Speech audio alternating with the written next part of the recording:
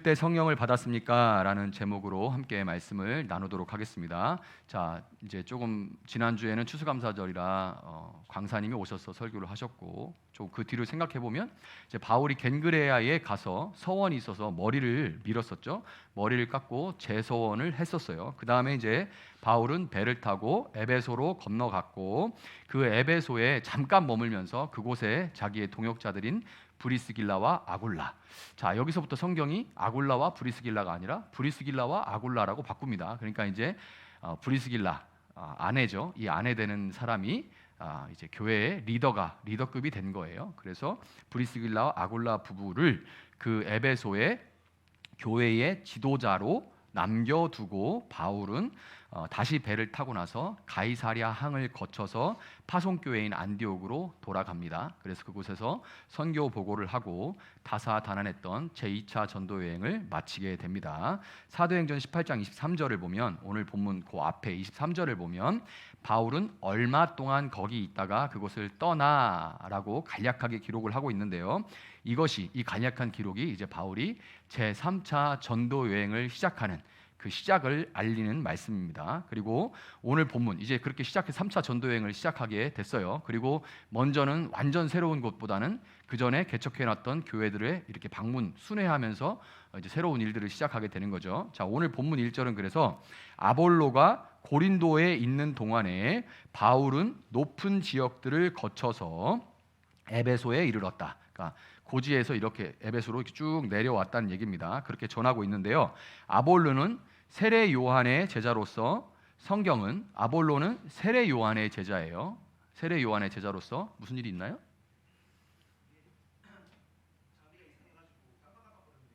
이쪽 보지 마시고 그렇게 크지 않은 예배당이니까 저를 보세요.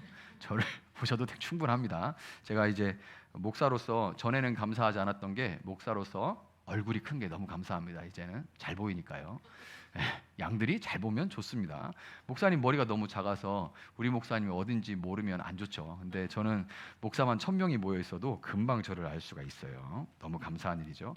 자, 그래서 아볼로는 세례 요한의 제자예요. 세례 요한의 제자죠. 예수님의 제자가 아니라 세례 요한의 제자입니다. 세례 요한의 제자로서 성경이 아볼로에 대해 설명을 하는데, 그가 하나님 말씀을 전파하는데 열심히 있어서 출신지인 알렉산드리아로부터 에베소까지 왔다. 잠깐 볼 수 있을까요? PPT에 제가 부탁을 했는데, 이 알렉산드리아로부터 에베소, 우리가 이제 낯선 용어이기 때문에 잘 느껴지지가 않을 수가 있는데 굉장히 꽤 먼 거리입니다. 이곳에서 알렉산드리아, 이집트예요. 여기서 에베소까지 배를 타고, 세례 요한만 아는데도 불구하고 그 열정을 가지고 에베소까지 와서 예수에 관한, 예수를 전한 게 아니라 예수에 관한, 그 예수의 이름도 모르죠. 근데 오실 메시아에 대해서 그것에 관한 이야기를 열심히 말하고 정확하게 가르쳤다는 겁니다. 그냥 구약에 아주 정통해가지고 구약에서 말하는 오실 메시아에 대해서, 또 세례 요한한테 더 잘 들었겠죠. 그것에 대해서 세례 요한과 같이 아주 사자와 같이 아주 담대한 마음, 열정을 가지고 여기까지 에베소까지 건너와서 열심히 정확하게 말하고 가르쳤다라고 평가를 해요. 에베소에 이제 바울이 도착을 했습니다. 아볼로에 이어서 바울이 도착을 해요. 그 바울이 도착할 때 아볼로는 이 에베소를 떠나서 바울이 원래 있었던 고린도로 갑니다. 2차 여행 때 있었던 고린도로 아볼로는 건너가고, 바울은 아볼로가 비운 이 에베소에 찾아와요. 그러면서 누구를 만났겠어요? 아볼로가, 세례 요한의 제자인 아볼로가 이제 키워놓은 그 제자들, 아볼로의 곧 세례 요한의 제자들을 만나게 됐고, 만났을 때 바울이 그들에게 이렇게 묻는 거예요. 여러분은 믿을 때 성령을 받았습니까? 여러분은 믿을 때 성령을 받았습니까? 이렇게 물어봐요. 이게 조금 너무 젊잖아요. 개역개정에 보면 이렇게 물어봐요. 너희가 믿을 때 성령을 받았느냐? 이렇게 물어봅니다. 개역개정이 굉장히 직설적이어서 너희가 믿을 때 성령을 받았느냐? 이렇게 물어봐요. 좀 더 부흥사스럽죠. 이렇게 물어봅니다. 바울이 이렇게 물을 때 이 아볼로의 제자들이 뭐라고 답합니까? 우리는 성령이 있음도 성령이 뭐예요? 이렇게 답을 합니다. 성령이 계시다 이런 말도 들어본 적이 없습니다. 이렇게 말을 하고 이어서 바울이 이렇게 물어봅니다. 그러면 성령이 있는 것도 듣지 못했는데 무슨 세례를 받았습니까? 너희들은 무슨 세례를 받았느냐? 이렇게 물어봅니다. 이 질문에 이 아볼로의 제자들이 뭐라고 답합니까? 아까 우리 본문 같이 읽었죠? 뭐라고 답합니까? 누구의 세례래요? 요한의 세례를 받았다고 합니다. 요한의 세례가 뭐냐 이렇게 보면 마태복음 3장 11절에서 세례 요한은 나는 너희를 회개시키려고 물로 세례를 준다. 이게 요한의 세례입니다. 나는 너희가 회개하게 하려고 물로 세례를 준다. 너희의 그냥 이 죄를 지금 당장 닦아주는, 씻어주는 물로 세례를 준다. 너희가 회개하고 나는 그 증표로 물로 세례를 준다. 그러나 내 뒤에 오시는 분은 나보다 더 능력이 있는 분이시다. 나는 그의 신을 들고 다닐 자격조차 없다. 그는 너희에게 성령과 불로 세례를 주실 것이다. 이렇게 말을 합니다. 그러니까 아볼로의 제자요 세례 요한의 제자들은 하나님 앞에서 자신들의 죄를 회개하고 세례 요한 뒤에 오실 메시아 구원자로부터 온전히 용서받고 그 구원자를 통해서만 온전하게 지금 내가 씻김은 받지만 이걸로 온전치 못하고 그 오실 메시아를 통해서만 온전히 용서받고 구원받을 수 있다라는 이 진리를 믿고 기다리고 있었던 거죠. 그 오실 메시아를 믿고 기다리고 있었던 거예요. 그들은 물로 세례를 받았어요. 그런데 여러분은 세례 요한조차도 보지 못하고 죽었던 이 예수님의 죽음과 부활을 여러분은 보고 듣고 믿고 죄와 심판으로부터 구원을 받았습니다. 아멘입니까? 여러분은 세례 요한도 보고 싶었어요. 예수님이 정말 십자가에 달려 부활하시는, 우와 내가 기다렸던 그분이 맞구나. 진짜 내가 그 구약의 내내 준비되었던 그것을 내가 마침내 보았다가 아니라 그는 그 전에 목이 베어져서 죽고 말죠. 근데 그도 보지 못했던 이 예수님의 죽음과 부활을 여러분은 믿고 죽음과 심판으로부터 구원받았습니다. 여러분이 예수님을 메시아로 또 구원자로 믿게 된 것은 여러분의 어떤 자격이나 어떤 능력, 개인적인 능력이 아니라 예수님이 하늘에 오르시면서 이 땅에 오신 성령님이, 예수님이 땅에서 올라가시며 승천하시면서 그 대신 오신 예수님의 영이신 성령이 여러분의 마음과 생각을 움직이셨기 때문에, 가만 생각해 보세요. 여러분 어떻게 이 시간에 주일날 일요일날 아침에 이 피곤한 시간에 이 놀고 싶은 시간에 이 갈 때 많은 이때에 어떻게, 때로는 나도 왜 그런지 모르죠. 저야 목사니까 와야 되지만 여러분도 가끔 왜 이러지? 라는 생각이 있을 텐데 이것은 성령님께서 여러분의 마음을 움직이셨기 때문에 그래요. 여러분의 생각을 움직이셨기 때문에 그런 거예요. 이 성령은 소멸하는 불, 다 태워 없애는 소멸하는 불과 같아서, 그래서 성령을 불로 묘사하는 겁니다. 소멸하는 불과 같아서 여러분이 예수님이 없이 스스로 주인 되어서 살아왔던 그 모든 죄악들을 다 태워버리고, 물로 씻는 정도가 아니에요. 그냥 흔적도 없이 다 태워버리고 여러분을 새롭게 하시는 분이에요. 이 겨울 날 때 봄이 올 곧 전에 지금은 잘 안 하지만 산불 때문에 딱 논두렁 밭두렁 다 태워버리죠. 태워버리고 나면 아무것도 안 남는데 거기서 새싹이 돋는 것처럼 여러분들을 완전히 태우고 새롭게 하시는 분이 바로 성령님이신 겁니다. 자, 그럼 이제 제가 물어볼게요. 여러분에게 이제 제가 이제 에베소에 온 것처럼 여러분에게 이제 묻겠습니다. 여러분 믿을 때 성령을 받으셨습니까? 여러분 믿을 때 성령을 받았습니까? 여러분 믿을 때 성령을 받았어요? 자신이 없어요? 받은 것 같기도 하고 안 받은 것 같고, 이게 딱 우리 상태예요. 교리 시간에는 그런 것 같은데, 이런 생각엔 여러분 그럼 무슨 세례를 받았습니까? 여러분 무슨 세례를 받았어요? 여러분 성령을 받았습니까? 라고 묻는데 지금 반응이 그렇죠? 저희는 성령이 있음도 듣지 못했습니다. 딱 이런 반응이죠. 그럼 여러분 무슨 세례를 받았어요? 불세례 받은 게 맞나요? 불세례 받은 게 맞나요?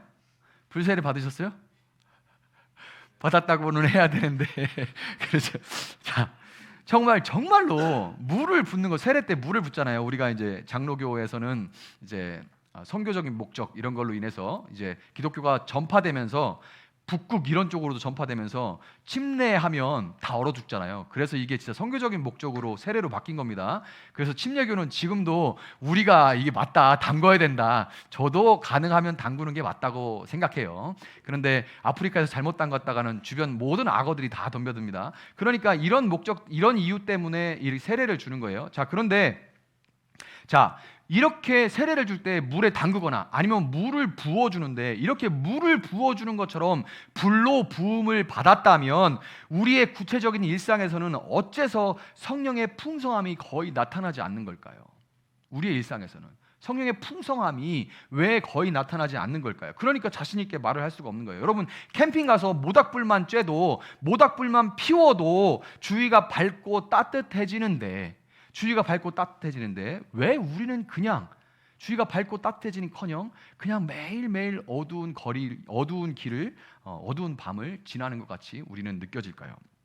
자, 이런 이유 때문에 지금 바울의 이 질문이 우리에게 묵직하게 다가오는 겁니다. 오늘은 이 예수님이 오셨음에도 불구하고 왜 우리가 여전히 아볼로의 제자들과 같은, 왜 여전히 세례 요한의 제자들과 같은 이런 상태에 머물러 있는지 우리가 한번 알아보고, 또한 우리가 어떻게 진정 예수의 이름으로 세례를 받은 성령으로 충만한 삶을 살아갈 수 있는지 한번 살펴보도록 하겠습니다. 자, 불세례라는 말, 불이라는 말이 되게 무서운 말이에요. 불세례라는 말은 성령의 불과 같은 속성을 가리키는데, 불하면 불이 있으니까 요리를 하죠.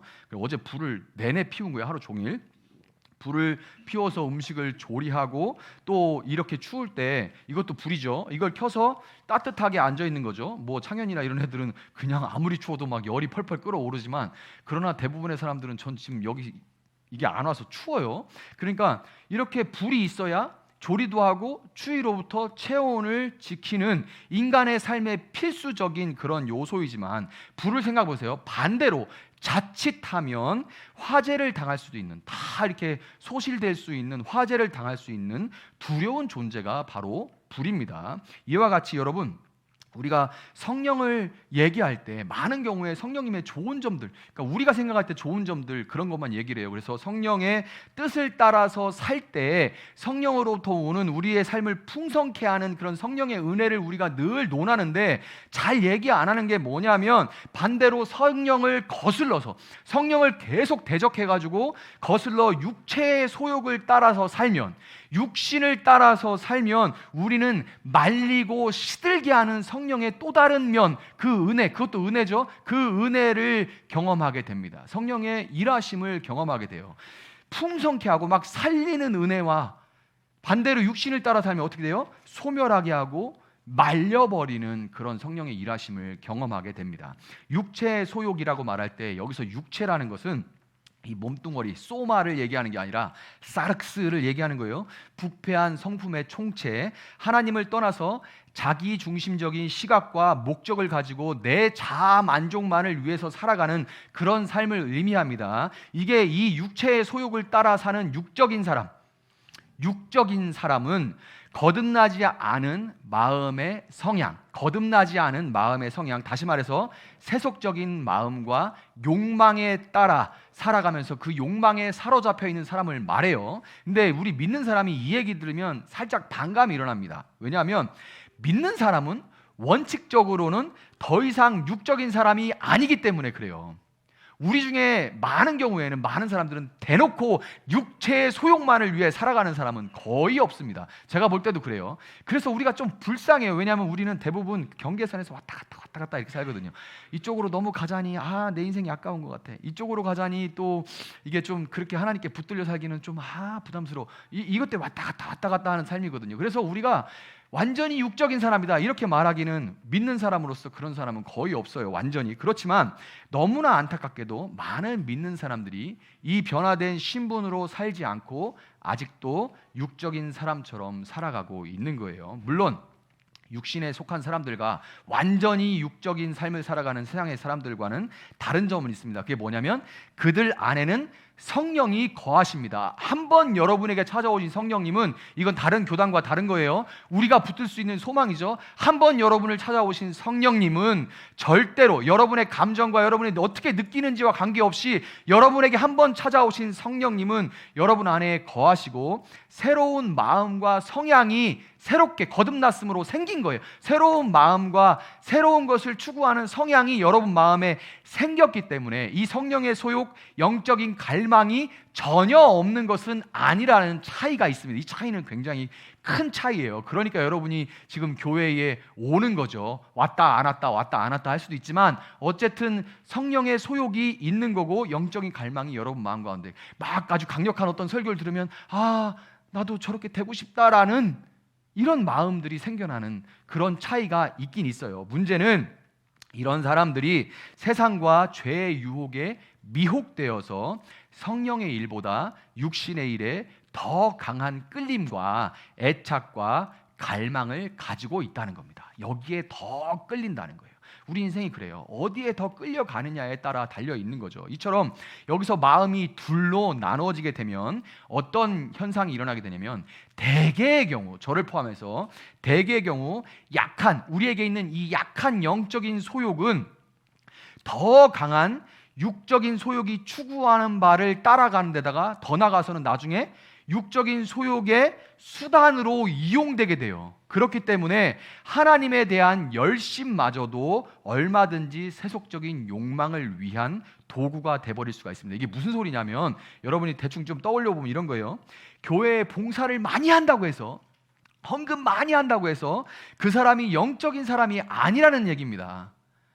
무슨 얘기인지 알겠어요? 육적인 욕망, 내가 교회에서 신실한 사람으로 인정받고 목사님 눈에 들고, 우리 교회는 그런 건 아니지만 목사님 눈에 들고 사람들로부터 인정받고 뭔가 종교적인 신실한 사람으로 인정받고자 하는 그 육적인 욕망을 채우기 위한 도구로 성령의 소욕이 사용될 수도 있다는 말이에요. 그래서 여러분, 이 말도 안 되는 현상이 일어나죠. 교회에서 사건 사고 일어나면 대부분 누가 연관되어 있냐면 교회에서 그 사람이? 라고 말하는 신실한 사람들이 연결되어 있어요. 나눠서 싸울 때 여러분 교회에 별로 열심히 안 내는 사람들은 막상 분쟁이 일어나면 교회 안 가거나 아니면 왜 그래? 그러고 예배 참석하고 그냥 바로 가버립니다. 그런데 신실한 사람들은 어떻게 해요? 하나님의 이름으로 죽기까지 싸우거든요. 서로 막이라고 부르면서.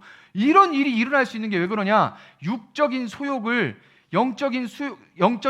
육적인 어떤 욕망을 드러내고 발현하는데 도구로 사용할 수도 있기 때문에 그런 거예요. 더 강한 거에 약한 것이 끌려갈 수밖에 없는 거예요. 그런데 이 육신을 따르는 삶이 참으로 비극적인 것은 더구나 교회 생활을 오래 하면 오래 할수록 이 육신의 부패한 욕심과 야망이 그 사람의 영적인 눈을 흐리게 만들어서 자기 자신은 지금 자신의 상태와 문제를 전혀 인식하지 못합니다. 이런 얘기들이 강력하게 나가도 내가 아니라 이거 누구 들어야 되는데 라고 바로 반응이 나타나는 게 이게 그런 사람들의 상태라는 거예요. 그런 사람의 마음은 완고해져서 말씀의 은혜가 침투하기가 너무나 어렵습니다. 아무리 설교가 딱 그 사람이 들으라고 마치 무슨 목사가 지금 표적 설교하듯이 할 때가 있어요. 물론 표적 설교는 절대 안 되는 겁니다. 그런데도 어떤 때는 저도 설교를 준비해놓고 마음에 이거 설교해야 되나는 갈등이 일어날 때가 언제냐면 다 준비해놨어. 다 원고를 작성했어. 근데 계속 이 원고를 읽으면서 다시 묵상하면 누가 생각나는 거야. 이거 누가 듣겠는데 너무 대놓고 얘기하는 거라고 생각하지 않을까 이런 생각이 들 때가 있어요. 그런데 있잖아요. 놀라운 게 뭐냐면 그렇게 걱정을 하고 설교를 하잖아요. 그 사람은 아무 데미지를 받지 않습니다.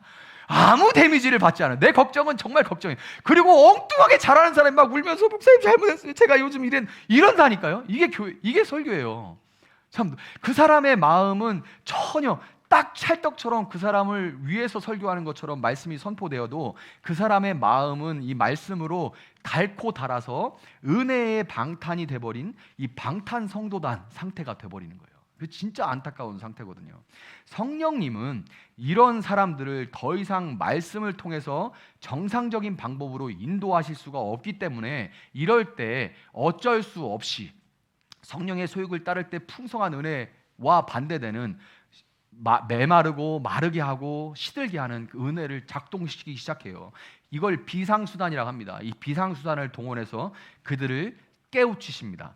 그 비상수단이라는 게 뭐냐면 고통스러운 사건과 환경을 조성하시고 그 고난의 풀물불 속에서 육신의 완악함이 부서지고 녹아지게 만드는 거예요. 녹아지게 만드는 겁니다. 쉽게 말해서 이런 겁니다. 100번 설교보다 한 번 채찍이 훨씬 그 사람에게는 낫다는 겁니다. 이게 이렇게 말하는 저도 무서워요. 왜냐하면 그 맞는 사람을 보면 너무 안타깝기 때문에 그렇습니다. 근데 100번 말해도 못 알아들으니까 100번 설교보다 한 번 하나님이 드시는 매가 그 사람에게는 훨씬 효과적이라는 거예요. 성령은 매를 들어서 우리의 육신적인 힘이 소멸되고 육체의 영광과 자랑이 사그들면, 이게 보면요, 주일날 막 골프 치러 다니고 이런 예배 시간에 이런 분들 갑자기 뭐 이렇게 말하면 무서운데 이래가지고 못 가고 나중에 결국에는 교회로 오는 분들이 있어요. 무서워요. 옆에 보면 누가 맞는 거 보면서 아유 잘 맞았네, 이런 게 목사입니까? 이러지 않아요. 목사들 대부분 이러지 않습니다. 어떡하냐 그러고 같이 웁니다. 그렇지만 이 채찍을 들기 시작하면 정말 무서워요. 육체의 영광과 자랑이 다 사그러들고 육적인 욕망과 열정이 말라버리는 영적인 광야로 성령이 우리를 몰아 넣으십니다. 모세가 여러분 광야를 지날 때 이집트의 정신에 매몰되어 있던, 아주 쩔어 있던, 내가 그때 고기 찌꺼기를 먹였는데 그때는 부추도 먹고 뭣도 먹었는데 지금 여기 왜 와 있냐 막 이렇게 얘기했던 출애굽 1세대는 모두 광야에서 죽고 말았습니다. 거기에 얼마나 많은, 광야에 얼마나 많은 그 무덤들이 있었을까요? 그 탈출한 사람들의 대부분이 아니죠. 여호수아와 갈렙 빼놓고는 다 죽었죠. 다. 그 숫자를 40년 동안 죽어간 숫자를 생각해 보세요. 얼마나 많은 시체가 있었을까? 출애굽 1세대는 모두 광야에서, 그 출애굽 1세대가 상징하는 것은 출애굽 1세대가 가지고 있던 세상 정신, 이 정신인 거예요. 모두 광야에서 죽을 때까지 그 광야가 끝나지 않았습니다. 이와 같이 성령이 우리를 밀어넣으신 이 광야 역시 그 목적이 이루어질 때까지 끝나지를 않습니다. 인생의 광야길을 걷다가 광야와 같이 메마른 우리 영혼은 비로소 자신의 영적인 빈곤함과 헐벗음, 저도 여러 번 광야를 얼마나 자주 들어가는지 모릅니다. 그럴 때 내가 가지고 있던 것이, 내가 믿음이라고 얘기했던 것이 얼마나 정말 그냥 보여주기식이었나, 내가 얼마나 빈곤한가, 내가 얼마나 헐벗었나 라는 것을 그때 깨닫게 돼요. 그리고 내가 얼마나 무력하고 비참한가, 내가 자랑했던 것들이 얼마나 소용없는가, 내가 누가 나를 인정해주고 뭐 했던 것들이 무슨 일 생기고 뭐 그러고 내가 비참해지고 하면 내가 광야에 있을 때 얼마나 이것들이 다 소용없는 것들을 발견하고 깨닫게 돼요. 그러면서 내 안에 감춰진 사악한 죄성을 그때야 비로소 직면할 수 있게 됩니다. 주님의 은혜와 성령의 능력 없이는 내가 정말 아무것도 할 수 없는 존재라는 것을 뼈저리게 실감하게 되는 거예요. 자, 그러나 여러분, 우리가 여기서 잊지 말아야 할 게 있습니다. 이것을 잊어버리면 우리는 때로 마치 어떻게 느껴지냐면 하나님이 무슨 가학적인 변태적인 하나님처럼 느껴질 수가 있어요. 이렇게 말하면 뭐하지만 너무 맞고 막 이렇게 혼내시기만 하는 것처럼 느껴지면 왜 이렇게까지 하시나라는 생각이 들면 이거 즐기는 거 아니야? 신경 안 쓰시는 거 아니야? 막 이런 생각이 드는데요. 절대로 그렇지 않습니다. 부모 중에는 그런 이상한 부모가 있을 수도 있지만 하나님은 인간 부모와 비교할 수 없는 분이시죠. 어디에 나오냐면 예레미야 애가 3장 33절을 보면 이런 말씀이 있습니다. 우리를 괴롭히거나 근심하게 하는 것은 그분의 본심이 아니다. 아멘. 우리를 괴롭히거나, 여러분 분명히 말씀드립니다. 여러분 중에 지금 힘드신 분들도 있고 뭐 말로 겉으로 보면 다 즐겁죠. 제가 때로 이렇게 여러분들 신방하고 이야기하다 보면 우리 교인들 뭐 저 말고는 다 행복해 보이던데요, 이렇게 얘기하는 분들이 가끔 있어요. 근데 저는 여러분의 속속들이를 대부분 알잖아요. 아닌데, 뭐 설명할 수는 없고 아닌데 이렇게 얘기를 해야 돼요. 겉으로 보여주는 거하고 너무 다르죠. 많은 분들이 고통 가운데, 고난 가운데, 고민 가운데 있는데 분명한 건 뭐냐면요, 예레미야 애가 3장 33절, 우리를 괴롭히거나 근심하게 하는 것은 그분의 본심이 아니다라는 말씀입니다. 이거 예레미야 애가에서, 예레미야가 이거 언제 쓴지 아십니까? 이스라엘이 망하고 나서 시체들이 질비하고 성벽이 완전 무너져서 폐허가 되고 초토화가 된 상황에서 예레미야가 3일을 울면서 그 거리를 다니고 쟤도 죽었네 하던 그 현장에서 고백한 얘기입니다. 우리를 고통스럽게 하는 게 하나님의 본심이 아니다. 그 시체 무덤에서 한 얘기입니다. 예레미야가 애가에서. 여러분, 하나님은 다른 은혜들은 손쉽게 주세요. 여러분에게 복을 주실 때 하나님 고민하지 않습니다. 고민하지 않아요. 손쉽게 기쁨으로 내려주시지만 징계만은 매우 힘들어하고 괴로워하면서 내리십니다. 우리를 치는 그 긴 채찍은 그 중간에 가죽 부분으로 우리를 치고 그 채찍은 돌아서 치는 사람의 가슴을 찢는 거예요. 때리는 요 손잡이로 우리가 맞는 거고 그 줄은 돌아서 치는 사람의 가슴을 찢는 겁니다. 그렇기 때문에 우리는 우리의 육신을 시들게 하는 광야를 지나면서도 반드시 생수의 강물이 흘러가는 축복의 땅, 물된 동산이 결국에는 우리를 기다리고 있다는 소망을 여전히 붙들고서 우리가 구할 것은 성령의 충만을 구해야 되는 겁니다. 이것이 올 때까지, 우리가 물된 동산에 닿을 때까지 이 어떻게 보면 반대로 광야는 끝나지 않아요. 왜? 이게 목적이기 때문에. 우리가 주만 바랄, 성령만 바랄 때, 성령의 능력에만 의지할 때, 그 은혜를 구할 때까지 사실은 끝나지 않아요. 이 때리면서도 때리는 분들의 안타까운 마음 가운데도 이것은 그 목적을 이룰 때까지 끝나지 않는 겁니다. 우리는 그 소망을 붙들고 여전히 붙들고 성령의 충만을 구해야 되는 거예요. 하나님은 선하시다. 이것을 우리를 고통스럽게 하기 위한 것이 아니다라고 이 사실을, 이 진리를 붙들고서 우리는 성령의 충만을 구해야 되는 겁니다. 그런데 먼저 장애물부터 좀 치워야 되죠. 왜냐하면 성령 충만이라고 얘기할 때 우리가 그 잘못된 가르침이 많아요. 성령 충만에 대한 잘못된 가르침이 많은데 마치 이거를 뭐냐면 맛있는 음식을 손이 닿지 않는 선반 위에 올려놓고 먹어라 얘기하는 것처럼 성령 충만에 대해서 얘기를 하는데 아니 그걸 어떻게 받는데 도대체 저걸 어떻게 받으라는 거야, 이런 생각이 들도록 만드는 그런 가르침들이 참 많아요. 뭐냐면 성령 충만하려면 자신을 온전히 비워야 된다. 아마 이런 얘기 많이 들어보셨을 겁니다. 그리고 자신이 알고 있는 모든 죄를 청산해야 된다. 그래서 아기 때 엄마 젖꼭지 깨물었던 것까지 회개해야 됩니다. 이런 얘기 제 부흥사님한테 참 많이 들었어요. 저는 생각이 안 나거든요. 깨물었던 거. 분명히 깨물었을 겁니다. 우리 애들이 깨물은 걸 보면 저도 깨물었겠죠. 근데 그 기억 나는 사람 있어요? 근데 부흥사님들이 그런 얘기도 참 많이 했어요. 엄마 젖꼭지 깨물어서 엄마 아야하게 한 것도 회개해야 된다고. 근데 기억이 안 나는 걸. 그리고 자신의 모든 것을 주님께 내어드려야 된다. 주님께 전적으로 순종해야 된다. 같은 이런 조건들을 성령 충만의 조건으로 제시를 하는 거예요. 물론 여러분 하나님의 약속을 믿으십시오라는 말도 하지만 이 믿음이라는 것은 그분들의 말에 따르면 언제 작동하냐면 이 조건들을 다 해결한 후에, 다 회개하고 다 내어드리고 다 비운 다음에 믿음으로 붙들고 있을 때 뭔가 이제 성령 충만해질 수 있다. 이런 그때 효력이 나타난다. 이런 문제인 거예요. 그런데 여러분, 자, 가만 듣고 있으면 답답하죠. 뭐 하라는 거야 말라는 거야 이런 생각이 들어요. 왜냐하면 자신을 비우고 양도 내어준다고 하면 대체 얼마나 해야 되는 거예요? 얼마큼 해야 될까 이게?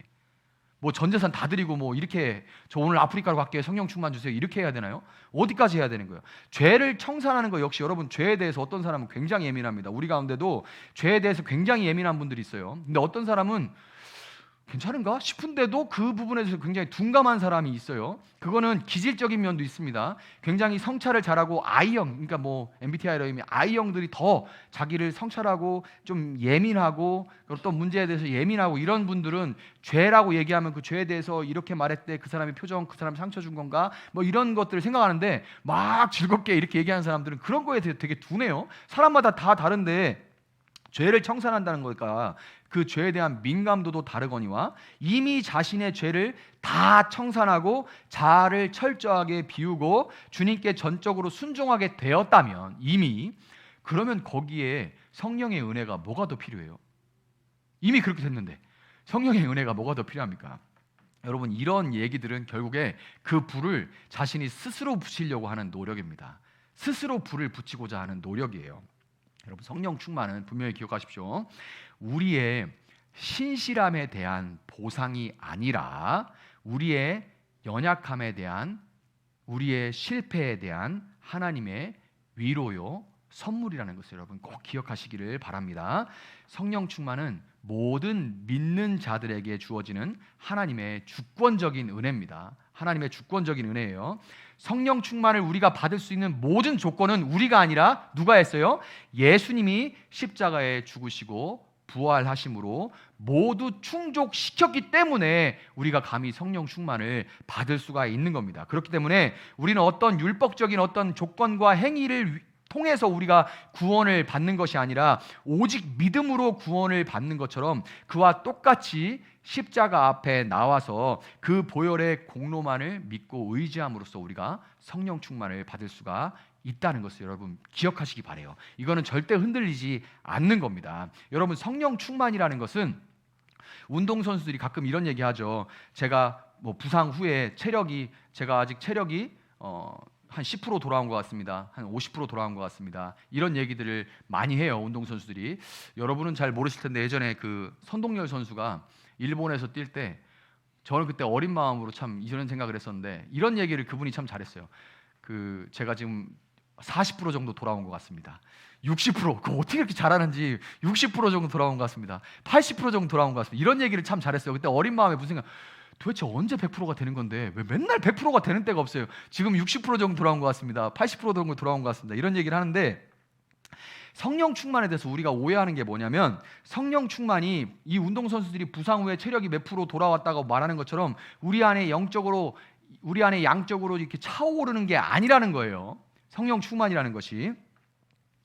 성령은 인격인데 부분적으로 분리돼서 요번에는 팔만 받았어, 요번엔 다리만 받았어, 이게 안 되는 거죠. 그분은 인격이에요. 그렇기 때문에 성령 충만은 우리가 지금 기름 채워가지고, 여러분 많이 생각하는 거 기름 채워주지 성령을 이렇게 쭉 채워서 지금 게이지 50입니다 70입니다 80입니다 가 아니라는 거예요. 인격이기 때문에 그게 아니라 성령이 우리를 더 많이 소유하시는 겁니다. 이해 가시나요? 성령이 우리를 더 많이 소유하시는 게 성령 충만이에요. 우리가 우리 안에 계신 성령께 온전히 사로잡힐 때 우리 삶 속에 새로운 성령의 영향력이 밀려오는 거예요. 이것이 전에는 내 안에서 한 번도 경험해 보지 못한 거기 때문에 우리는 마치 외부에서 우리에게 쑥 들어오는 것처럼 여겨지지만 그게 아니라 우리 안에 이미 계신 성령님이 모든 은혜의 원천인 겁니다. 이분이 우리를 사로잡을 때 그분의 영향력이 훅 느껴지는 거예요. 이해 가시나요? 어디서 없던 것이 쑥 들어오는 게 아니라 여러분 안에 이미 계신데 그분이 여러분 안에서 그분이 여러분을 사로잡으면 그분의 영향력이 비로소 작동하기 시작하는 겁니다. 그러니까 여러분 안에 없던 것들이 막 쑥 채워지는 것처럼 느껴지죠. 그러니까 외부에서 탱크가 채워지고 있나 보다 이렇게 생각할 수 있는데 아니에요. 여러분 안에 이미 계신 성령님이 모든 은혜의 원천인 겁니다. 성령이 비록 물질과 같이 보이는 형태와 질량을 갖고 있지 않기 때문에 우리가 그 성령님을 이렇게 비인격적으로 대할 때가 있는데 이분은 분명히 우리 안에 계시는 인격이시고 영적인 실체이기 때문에 성령 충만은 하나님의 주권적인 은혜인 동시에 우리의 책임이기도 해요. 자, 무슨 얘기냐? 우리 안에 계신 인격이에요. 그럼 어떻게 해야 돼요? 이분이 우리 안에 계신 것은 하나님의 주권적인 은혜입니다. 하나님께서 주권적으로 우리를 믿도록 하셨기 때문에 성령님께서 우리 안에 들어오셔서 예수 그리스도를 믿고 거듭나게 해주신 거예요. 그런데 그분이 인격적인 실체이기 때문에 우리의 책임이 있어요. 그게 뭐냐면 성령 충만하기 위해 우리의 어떤 조건이나 의무 같은 것은 없지만 성령 충만한 상태를 유지하는 데는 우리가 우리 가운데 계신 성령을 슬프게 하지 말아야 됩니다. 여러분, 인간적인 관계에서도 한 사람이 한 사람을 끊임없이 슬프게 하면 그 사람과의 관계가 단절되는 거나 마찬가지예요. 우리 안에 계시고 우리를 떠나시지 않지만 우리가 계속 그분을 슬프게 하면 우리는 그분의 영향력 안에 있을 수가 없습니다. 그리고 그분의 인도하심에 우리가 순종할 책임이 있고요. 말하면 그 말을 들어야지. 여보, 요 청소 좀 해놔. 그러면 아니, 요번에 나 오늘 좀 늦으니까 뭐 좀 해놔. 그러면 그 말을 듣고 해놔야지. 돌아왔을 때 고마워 이렇게 되고 관계가 좋은 거지. 뭐래? 그리고 계속 이렇게 하고 있으면 어떻게 돼요?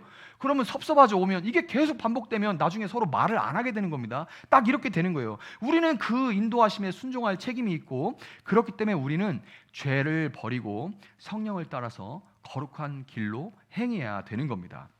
자, 마지막으로 우리가 버려야 되는 죄는 그럼 뭐냐? 죄는 뭐냐? 우리 마음에 하나님보다 더 사랑하는 대상이 바로 죄고요. 죄가 있는 한 우리는 결코 성령으로 충만할 수가 없습니다. 여러분, 인간은 그 존재론적으로 뭔가에 중독되기 쉬운 상태예요. 여러분, 뭐 좀 좋은 중독과 나쁜 중독 이렇게 얘기를 하는데 모든 인간은 세상에 좋은 중독은 없죠. 뭐 운동 중독 이런 건 좀 좋습니다 이렇게 얘기할 수 있지만 뭐 그래, 우리 인간적으로 볼 때는 뭐 다른 중독보다는 나을 수 있지만 그러나 선한 중독이 있는지 잘 모르겠습니다. 모든 인간은 태생적으로 중독되기 쉬운 존재예요. 왜냐하면 인간은 무엇인가 사로잡혀 살 수밖에 없도록 지음을 받은 거예요. 원래 우리는 그렇게 만들어진 거고, 하나님께 사로잡혀서 살지 않으면 하나님 대신에 자신을 매료시킬 대상에 우리는 끊임없이 중독됩니다. 여러분이 그동안 중독되어 있던 것들을 목록을 한번 보세요. 많은데 분명한 건 뭐냐면 계속 뭔가에 중독되어 왔다는 겁니다. 하나님께 중독되지 않은, 하나님께 사로잡히지 않으면 우리는 계속 다른 것에 사로잡히고 우리를 매료시키는 것에 중독될 수밖에 없어요. 여러분, 우리가 이렇게 중독되어서 뭔가에 집착하게 되면 이 집착은 중독을 낳고 중독은 결박과 매임으로 이어진다는 것을 우리는 너무나 잘 알고 있는데, 그런데 회개하고 알겠습니다, 제가 성령 충만해야겠군요, 제가 그래서 이 광야 가운데 벗어나고 성령 충만해서 물된 동산과 같이 그렇게 살아가야겠네요 라고 생각을 하는데, 회개하고 죄를 버리려고 할 때 우리가 직면하는 가장 큰 문제가 뭐냐면 회개하기 힘들다는 겁니다. 회개하기 정말 힘들죠.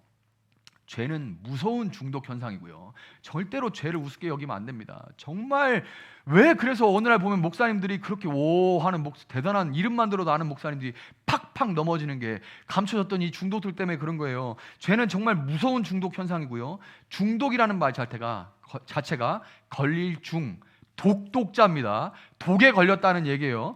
말 그대로 독에 걸려서 너무 이게 강력하기 때문에 그것을, 이 중독을 이겨보려고 하는 우리의 모든 노력 자체를 삼켜버립니다. 죄를 이겨보려고 하는 모든 노력 자체를, 이것이 너무 강력하기 때문에 삼켜버려요. 죄를 끊어버리려고 하면 우리 안에 뭐가 생기냐면 금단 현상이 막 생겨납니다.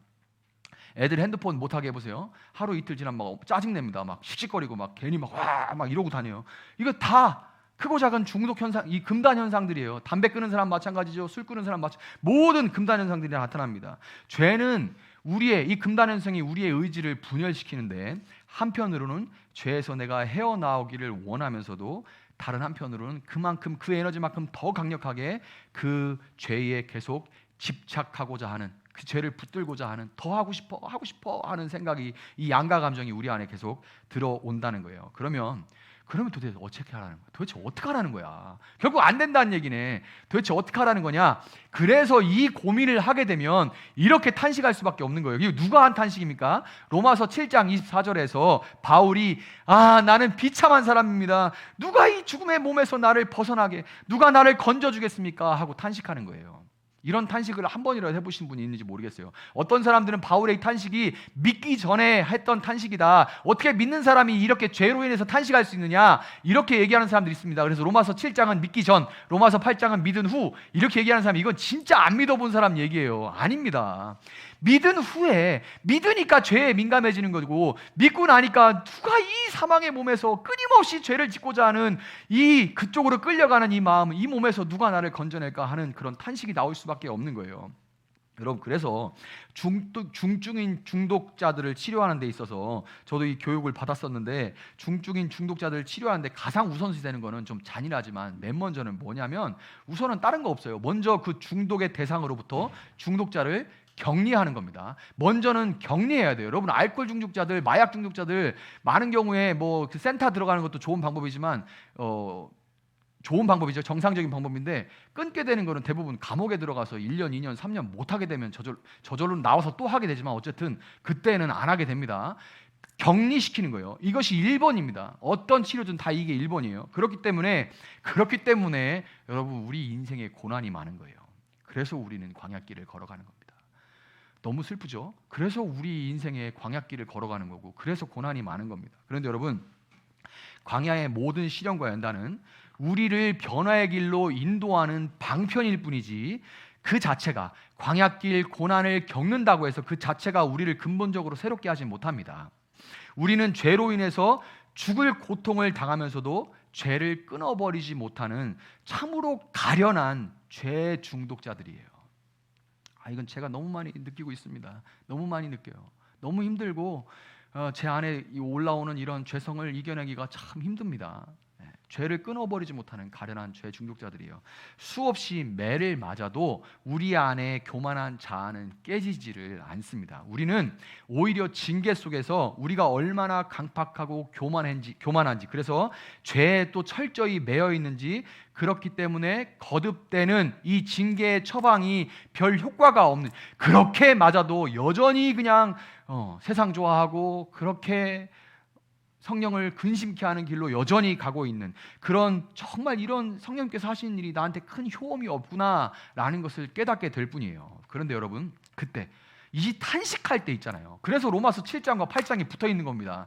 이 탄식할 때, 진짜 한 번도 이런 탄식을 안 해본 사람들은 모르겠는데, 정말 이거 어떻게 해야 돼 도대체, 이거 어떻게 해야 이걸 이겨낼 수 있나 하는 이 탄식 속에서 절망할 때, 이때 성령이 우리에게 오직 예수님의 징계만이 우리의 부패하고 병든 자아를 새롭게 하실 수 있다는 진리를 확신하게 해줍니다. 우리가 받는 징계가 아니라, 내가 맞고 내가 힘든 징계가 아니라 예수님이 받은 징계만이 우리를 죄에서 돌이킬 수 있기 때문에 성령은 징계를 통해서 비참해진 우리가, 나 자신을 본 우리가 기어서 엉금엉금 기어서 십자가 앞으로 가도록 우리를 인도하시는 거예요.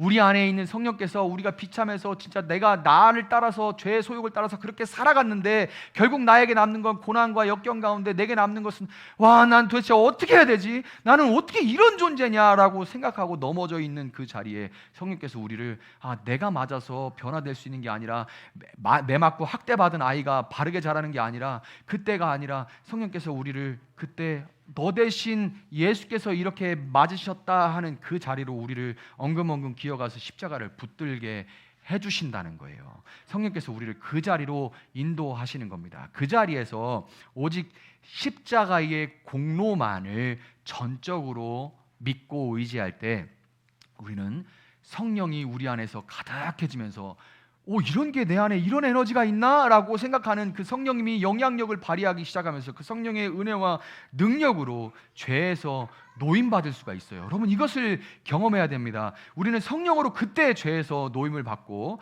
불과 같은 성령으로 우리 마음이 충만함을, 성령의 불과 같은 그 영향력이, 능력이 우리 안에서 다시금 넘쳐나는 것을 경험하면서, 그때야 비로소 맞아서가 아니라, 맞은 가운데 훌쩍거리면서 예수님의 십자가를 붙들 때, 그때 내가 맞아서가 아니라 이미 받으신 그 징계, 그 사랑이 내 안에서 성령님으로 인해서 감화될 때 우리가 비로소 다시금 하나님의 자녀요, 하나님의 백성답게 살아갈 수 있다는 것, 이것을 여러분, 그래서 결국에는 우리는 로마서 7장에서 씨름하는 사람이지만 8장에 성령의 생명의 성령의 소욕이 죄와 사망의 권세에서 나를 해방시켰도다 라고 고백할 수 있는 존재가 된다는 것을 여러분 믿으시길 바랍니다. 말씀을 정리하도록 하겠습니다. 여러분, 에베소에 있던 이 세례 요한, 아볼로의 제자들에게 성령이 임한 것은 물세례의 시대가 끝나고 불세례의 시대가 시작되었다는 것을 알리고, 이런 새로운 시대가 시작되었으니까 새 시대의 질서에 동참하라 하는 그런 초대였습니다. 그래서 불세례를 받는다는 것은 밀가루가 빵이 되는 것과 같아요. 밀가루가 빵이 되는 것과 같습니다. 불세례를 받는다는 것은 불이 없이는 빵이 될 수가 없고, 일단 빵이 되면 절대로 밀가루로 돌아갈 수가 없어요. 불이 있어야 밀가루가 빵이 되고, 일단 빵이 되면 밀가루로 돌아갈 수가 없는 겁니다. 완전히 종류가 달라져 버리죠. 여러분, 믿을 때 성령을 받으셨습니까? 여러분, 믿을 때 성령 받으셨어요? 설교를 헛한 것 같네요. 여러분, 믿을 때 성령을 받았습니까? 성령을 받으셨어요? 여러분, 믿을 때 부어진, 여러분에게 찾아오신 그 성령으로 계속해서 충만을 누릴 수 있는 권한을 여러분은 갖고 계십니다. 아멘입니까? 여러분, 이 권한을 갖고 계세요. 다른 뭘 할 필요가 없어요. 여러분이 이미 그 권한을 갖고 있고, 여러분 안에 성령님은 이미 오셨습니다. 많은 고난 가운데 내가 지금 고난받고 맞을 때 여러분 지금 생각해 봐야 돼요. 다시금 여러분 십자가의 사랑과 부활의 능력을 붙들고 옛 습관과 그 삶에서 돌이켜서 성령으로 충만함을 받고 우리를 살리는 산떡, 빵이 되셨던 예수님과 같이 불세례를 통해서 밀가루에서 빵으로 변화된 여러분들도 이 땅에서 또 다른 누군가, 밀가루와 같은 삶을 살아가는 또 다른 누군가를 빵이 되는, 산떡이 되는, 산떡이신 예수님을 만나는 그런 자리로 인도할 수 있는 그런 삶을 살아가는 여러분들 되시기를 예수님의 이름으로 축복합니다.